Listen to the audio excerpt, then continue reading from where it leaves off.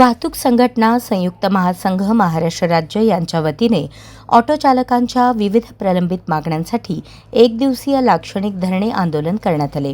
या आंदोलनातून शासन आणि प्रशासनाचे लक्ष चालकांच्या गंभीर समस्यांकडे वेधण्याचा प्रयत्न करण्यात आला। मोठ्या संख्येने ऑटो चालक आणि पदाधिकारी आंदोलनात सहभागी झाले होते। महासंघाने ऑटो एलपीजीचा दर कमी करणे, सर्व एलपीजी पंप नियमित सुरू ठेवणे, कल्याणकारी मंडळाची सभासद फी कमी करणे तसेच सर्व चालकांचा कल्याणकारी मंडळात समावेश करण्याची मागणी केली। याशिवाय प्रत्येक चालकाला वर्षातून एक गणवेश देण्यात यावा आणि प्रलंबित प्रश्नांवर तातडीने निर्णय घ्यावा अशीही मागणी करण्यात आली। दरम्यान मागण्यांकडे दुर्लक्ष झाल्यास आगामी काळात तीव्र आंदोलन छेडण्यात येईल असा इशारा वाहतूक संघटना संयुक्त महासंघाने दिला। यावेळी प्रदेशाध्यक्ष रियाज सय्यद, प्रदीप शिंगे, इरफान कल्याणी, इम्रान शेख, शंकर राऊत, अशोक बनसोडे, अकिल शेख, अफसर पिरजादे, मिन्हाज बागवान, मनोज खांडेकर, कादिर शेख यांच्यासह अनेक रिक्षाचालक पदाधिकारी उपस्थित होते। आज सगळे पदाधिकारी इथं आम्ही आलो होतो आंदोलनासाठी। आंदोलन चांगल्या एरियामध्ये झालेलं आहे। पदाधिकारी होते, रिक्षा चालक बंधू होते, भरपूर होते। यापुढे असंच दुसरं जे आमचं जे आहे आंदोलन, त्या आंदोलनाला याच्यापेक्षा जास्त आम्ही रिक्षावाले रस्त्यावर स्टेरिंग सुरू आंदोलन होईल असे माझे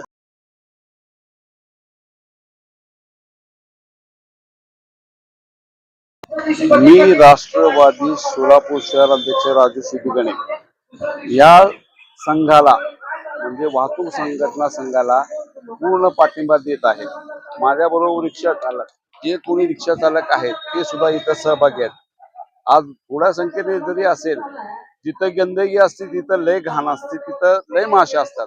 आता आमची गंदगी नाहीये, आम्ही थोड्या ह्याच्यातच करतो आणि थोडक्यातच सगळं काय मिटवतो।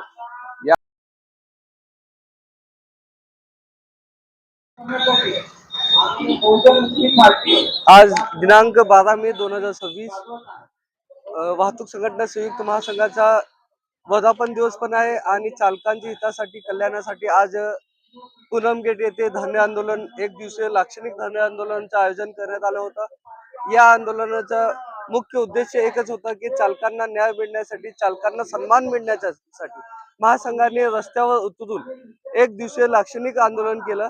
याचे मूळ मुद्दे होते की चालकांना चालक कल्याणकारी मंडळामध्ये मात्र ₹1 फी प्रमाणे सभासद नोंदणी झाली पाहिजे। त्याचबरोबर एलपीजी दर जे ₹42 होते आज 100 पेक्षा जास्त झालेले, एलपीजी दर कमी झाले पाहिजे। त्याचबरोबर सर्व 10चे 10 एलपीजी पंप नियमितपणे चालू झाले पाहिजे आणि त्याचबरोबर सर्व चालकांना कल्याणकारी मंडळाच्या माध्यमातून किमान वर्षात एक गणवेश कल्याणकारी मंडळाच्या माध्यमातून मिळाला पाहिजे। त्याचबरोबर थर्ड पार्टी इन्शुरन्स जे वाहन चालकांना लागू आहे ते थर्ड पार्टी इन्शुरन्स कल्याणकारी मंडळातर्फे मिळायला पाहिजे। त्याचबरोबर सर्व चालकांना कल्याणकारी मंडळ योजनेमध्ये समाविष्ट करण्यात यावं। तसेच या कल्याणकारी मंडळामध्ये जे विविध योजना आहे ते योजना तात्काळ लागू करण्यात यावं, असे विविध योजनांच्या विविध मागण्यांचा प्रश्न घेऊन वाहतूक संघटना संयुक्त महासंघाने आज रस्त्यावर उतरून लाक्षणिक एक दिवसीय आंदोलन संपन्न केलं। मी सर्व चालक बांधवांचे, सर्व पदाधिकाऱ्यांचे मनपूर्वक आभार व्यक्त करतो की त्यांनी आमच्यावर विश्वास दाखवून आज येत्या मोठ्या संख्येने उपस्थित राहिले आणि सरकारला एक जाग आणण्याचा प्रयत्न महासंघाने केलेला आहे।